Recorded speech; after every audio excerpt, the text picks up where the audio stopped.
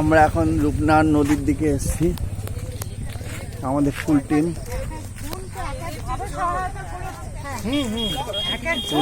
সব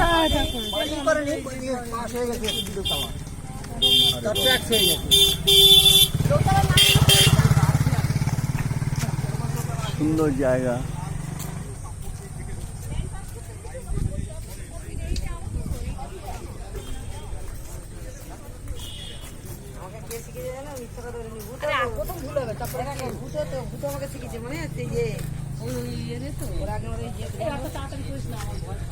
এটা আমরা যাচ্ছি এখন, রূপনারায়ণ নদী আছে।